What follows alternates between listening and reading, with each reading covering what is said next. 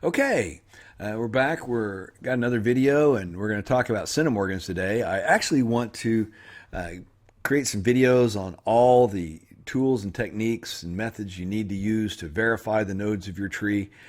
And each one of those are probably so complex, you can't make a video about that. You have to break each one down and dedicate a video to each one of them. But before we do that, before we look at how to cross-reference and verify, we really need to look at our DNA and our results to see how we can use those to further our research. And the first term you need to understand is centimorgans. Well, what are centimorgans? Well, centimorgans are a measure of distance between you and someone else. Well, where does Ancestry keep that information for you? Well, when you go up here and you look at your DNA matches, you'll notice here's a list of everybody that matches you. And this is what Ancestry has predicted your kinship to be.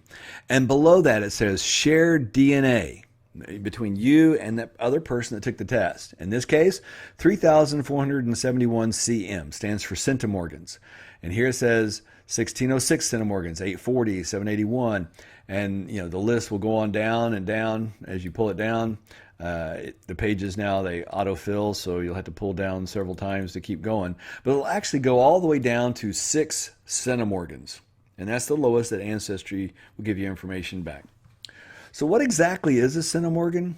Okay, well, it's a great question. Centimorgan is a measure of distance between you and that other person. And just like a tape measure, when you pull out the tape measure, it goes 1 inch, 2 inch, 3 inch, 4 inch, 5 inch, 6 inch, and the numbers get bigger. Well, a measurement in DNA centimorgans actually goes the opposite direction. It actually starts at 3,400 and gets smaller. And not only does it get smaller, but it gets smaller by dividing by 2. The next step is 1,700, then 850, 425, 212, 106, and it goes on down to 6, which is the lowest they give. So once you get beyond that kinship, no matter how far back, you're just going to get 0 results. Okay, so let's go back to the 3,400 and talk about that. 3,400 is a parent-child relationship. And the next step over is 1,700. Well, why is that? Well, if they're your parent, that means that they had 2 parents. And each one of the 3,400 centimorgans that you received from your parent came from 2 parents. And so you divide that 34 by 2. 1,700 to their father, 1,700 to their mother. That combined to give the 3,400 that you got. And you have 4 great-grandparents. So you had each one of those grandparents, 2 grandparents, had 2 parents. And each one of them contributed 850 to that 1,700. And each one of their parents contributed 425 to the 850 to the 1,700 to the 3,400. Okay, so every time you go up, because you have 2 times as many relatives, you also cut that number in half when you divide out. Now, once you get beyond this point, this 212, 106 mark, this is the second cousin once removed, right in that area. The numbers can get really flaky. And so I want to warn you, about the centimorgans. The centimorgans are not like a tape measure in the sense that when you measure it, it's absolute. But when you are using this, it's a very darn good rule of thumb. I mean, we're talking that 80, 90% of the time, you're looking in the right area. Okay? It's not an absolute, and there are variances, and the variances are wild. So let's talk about that for an instance. So though talk about centimorgans would be complete without mentioning a website, a DNA Painter. So you go to dnapainter.com, okay? Click on Tools, and right here at the top it says Shared Centimorgan Tool. This is created by Blaine Bettinger, Johnny Pearl. I'm going to just say it like it is. If you're doing DNA research and you're not using this website for, helping you figure things out, you're not doing it right. That's just, not to be mean, I'm not endorsed, I'm not paid. That's just me telling you like it is. If you're not using this website to verify your information or to help you figure out how somebody's related to you, you're doing it wrong. Okay, so where do we start? Well, we look here at our match list, and let's look at the first person in my match list. It was Linda Wright, 3471. And, I believe this to be my mother. How do I know? Well, I'm going to put 3471 into the DNA Painter, And it says parent-child relationship 100%, not 99.9. This is good enough for paternity, folks. It's 100% guaranteed. If it's over 3330 centimorgans in a relationship, it's a parent-child relationship. Take it to the bank. Now, the next person in my list is 1606, and it says it's close family, first cousin area. So we're going to come up here and we're going to put 1606. Well, I don't know why I typed that. 1606. All right. So it comes up in here, and even though, it's grayed out all the ones that can't be, this great niece, nephew, great aunt or uncle, it says this set of relationships is within the threshold but has a 0 probability. Okay, so it's not this, not that. Mathematically, it could be, so it's there, but it has a infinitesimally small chance. In fact, like it's never happened, but it could, kind of thing. Mathematically, it's possible, but we don't have any results to show that it can be. So this person, here's me in this list. This is self. You always start with yourself here. This person's 86 years old. That means they're a generation above me. Okay, they're in this line. So that tells me right here, I know that on this line, the only one that's not shaded out is aunt and uncle. Well, turns out this is my aunt. This is my father's sister. Same mother, same father. Okay, this is my father's sister. This is my aunt, not first cousin. Ancestry, first cousin, the high-end range is 1225. I don't know why you even put it could possibly be a first cousin. So come on, Ancestry. Let's look at the next one. It says first or second cousin, 840. So we're going to put 840 into the DNA painter. And what does it say that this person is? Well, again, this person could be any one of these things. And I also know that this person's 83 years old and a generation above me. Okay, so here's self. Here's the generation above me. It says half aunt or uncle. Well, that's pretty specific. Could it be a half aunt or uncle? Why, yes, it is. This is my aunt, and this is her half sister through a different father, and my half aunt at 840. And as we go on through here, remember we talked about the dividing by 2, as we went further away. Okay, so we're going to go to the 840, and her daughter actually took the test. So we would expect her daughter, if she's 840, to be around the 420 mark. So there's 379. The next one above 420, right here, 441. That is her daughter, little Lonnie Pounders. Okay? Now, her daughter actually took the test. So we would think her daughter would be half of that. So let's say 220. Here's the one with 220, Cherry. Well, guess what? Here's Pounders. Yes, that is her daughter, Rachel Pounders. So it does typically divide in 2. However, you can't just go by that, okay? Because here, this Kyle Pounders, that is her son. Okay, Rachel's brother matches me at 358. Rachel matches me at 209. He has a very strong anomaly. In fact, it was so strong that before I knew how these people were related to me, I was like, oh, these people must be brother and sisters. I even, in my first email query to them, I asked if this was a brother. And it turns out it was a son, okay, because it was so high. So when we look at that 358 and we look over, here, 358 is closer to the 425 than it is the 212. Now, remember, I said that, how do you tell if one's closer to the other? 13 inches is closer to a foot. Well, but it doesn't mean that it's there. It could be to the other node. So it's not an absolute, but it's definitely a good place for you to begin looking, because as we showed, here it's a 850. Well, Audrey was 840. And the Lonnie was 440 instead of 425. And Rachel, her daughter, was 209 instead of 212. And I expect, they have children. It'll be right there in the 100 area. Okay? So it is a good rule of thumb. So as we see, Kyle was up there high. So is it always high? No. In fact, there was one person that my aunt came up as a second cousin to. And you see, second cousins are, up here at the 500 Centimorgan range, right?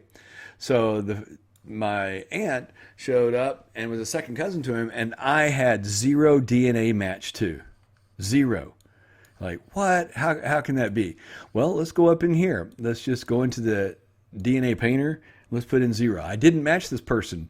So at what points could I possibly be related? Look at all this.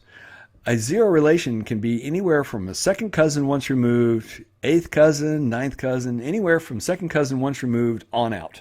3rd cousin, 4th cousin, you see, 5th cousin, 6th, 7th, 8th cousin. All of them have a variance starting at 0. In fact, you can have no DNA markers, showing back from Ancestry, because they only go to 6. So actually, if you have 5, 4, 3, 2, or 1, you may actually have a match that's over 0, but 0 actually is part of that variance. Okay, so does it really happen? Is it really that common? Well, actually, it's kind of small, but let's talk about how often it happens, and then let's talk about the set of database. So here's through lines. Again, I think through lines is a wonderful tool. I think it's going to clear up a lot of mistakes in trees, because people are going to see each other's trees, and they're going to see that there's some funkiness at some connections, and they're going to be able to say, communicate with them and iron it out. So here it shows, it shows 5 different kids under William Alexander Brown, okay, that have their family trees and the DNA. Now, some of those that we talked about, they don't have family trees in there, so they don't show up in this. And that's important to note. But the ones that did.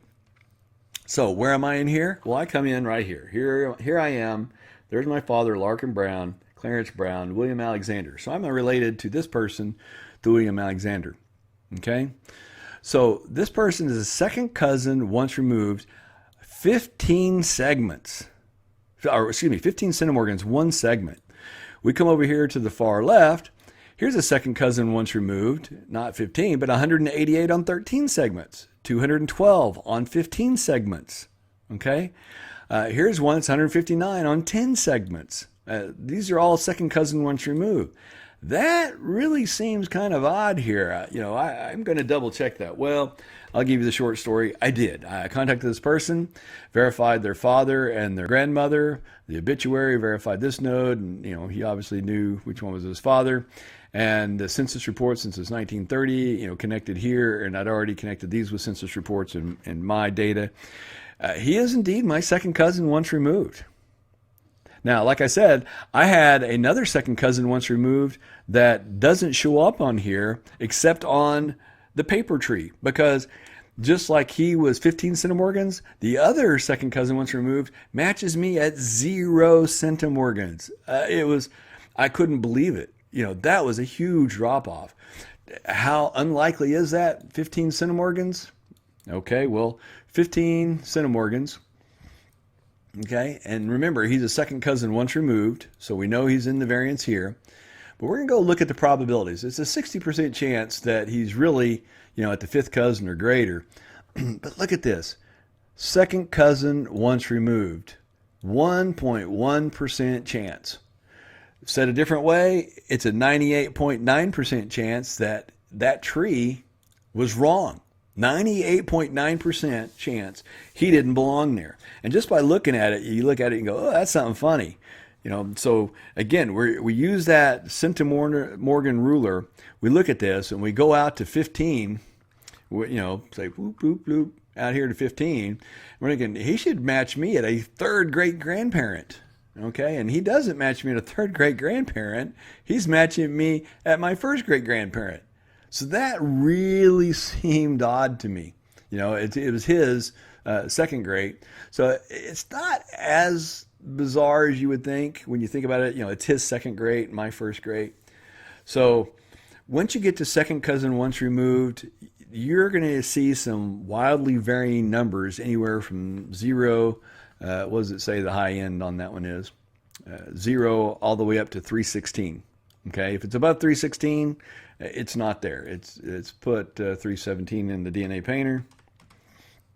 Okay, and once we put 317 in there, second cousin once removed is not an option. So there's second cousin, 1st cousin twice removed, half sibling situation going on.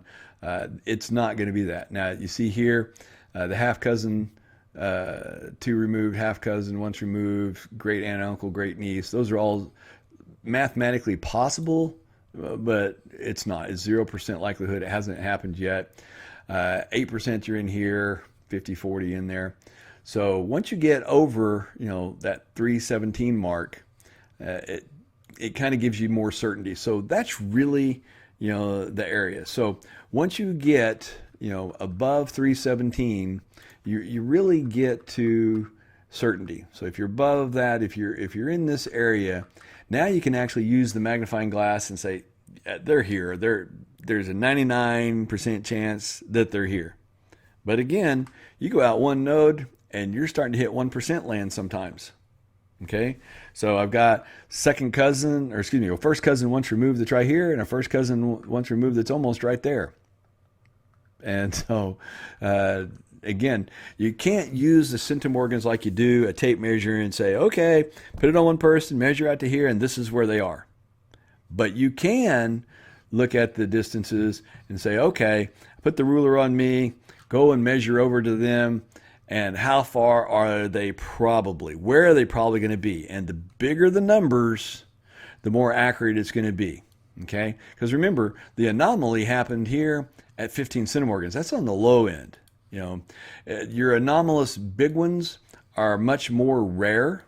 And when they happen, like in the case of Kyle Pounders here, it was anomalous up, only 60, less than 60, difference in his mother.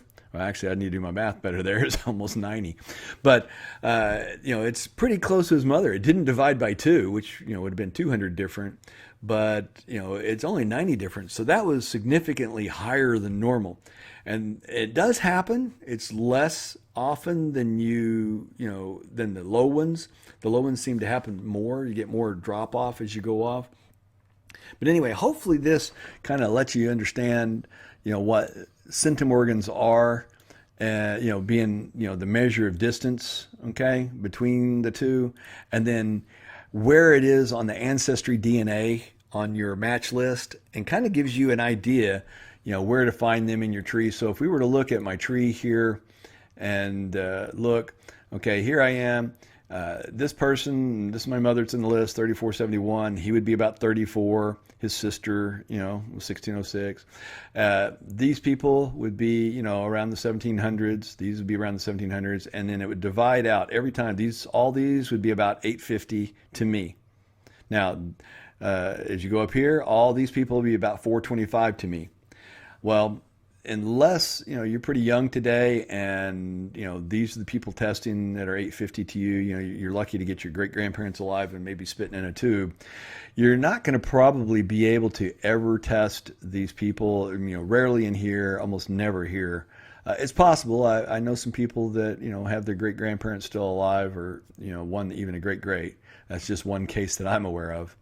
But you're going to see that you have to actually go up the ladder and down the ladder. And what I mean by that is, you're going to have to, every time you step up to go to that relative, you get to that step that's marked with black, and then you go back down. Okay.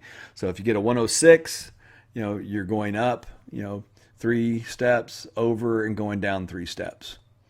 So in the case of the tree, I get somebody, in that area, I'm going to come over here and I'm going to go up 1, 2, 3 steps, and then I'm going to go down 1, 2, 3 steps to somebody and match them to get to that number. Anyway, so that's kind of an overview of centimorgans and how they work, and where on the Ancestry website that they are. They're under your DNA matches, and you get your match list, and in that second column it'll say share DNA, and then it'll have a number before the letter CM, and CM stands for Centimorgans. Okay. And that's where it is. And that is how, you match them. And remember how I said these close matches, they didn't have a tree. Michael's not in a tree. AM's not a tree. Sam Shovel's not in a tree. And that's why they're not listed in this tree, even though they would be there. They're not there because the through lines looks for people that have trees and also have DNA matched to you to stitch together the trees. Now, are they all accurate like this one? This node, to my great-grandfather William Alexander Brown, this one was accurate. I can show some others that there are some small anomalies, and I can show you some that are completely inaccurate. They stitch together people who have put together bad trees. They're related to me, and they're related at a great distance, like 15 or less centimorgans. But unlike the case here of the second cousin, they're actually probably sixth or seventh cousins, and we're probably related through somebody they haven't even documented yet, and I haven't documented yet. But because of the error in the tree, copying somebody's tree who copied somebody's tree, they actually link me together in a place that I know for a fact we don't link. So we're going to come across that. My experience is through lines have been accurate about 40% of the time. They've been spot on, like in this case. And in 40%, they've had errors that, were obvious just to the eyes. And, you have a really close relationship. Oh, you got a first cousin at 7 centimorgans. No, it's not there. That's way beyond the variance. That's not happening. Somebody's got a broken tree. And then there's 20% that the jury's still out. Just like on this one, the jury was out initially. It's like 15 centimorgans. We got to double check that. And sure enough, I had him in my tree, my other documentation. I'd already verified him, for the, 15 centimorgans, because when I was matching up with my aunt's DNA, she matched him at 278 centimorgans. So, she matched him very strongly. I didn't match him at 15, which was very, very odd. Anyway, so if you have any questions, ask them in the comments below. I'll try to, get to you as quick as I can and answer those for you. And if there's anything else that you'd like to see in the videos coming up about, verifying the DNA nodes or resources to help you with your DNA, ask about those too. If you don't mind, if you like the video, leave a like. It actually helps, and do a subscription. And if you click on the subscription, I have some people that the videos actually kind of caught fire. There's Roots Tech is going on out west, and I really wanted to go to that, believe it or not, but I wasn't able to go. And a lot of people that are meeting, they're interested in the genealogy. They stumbled across, the videos that I threw out the same day, quite ironic. And the videos have gotten some views, and I've had some people actually contact me and say, hey, we'd like to sponsor you to do some more videos, but I'll have to have more subscribers and viewers and view time before they'll, take that serious enough to do it. And hopefully we'll get to that point. So if there's things that you want to see, let me know. And if you don't mind, click the subscription button, leave the video a like if you liked it, put a don't like if you didn't. And if you don't like it, just tell me down the description below why, and I'll see if I can correct it and do better next time. All right. Thank you very much for watching, and I hope everybody has a great day.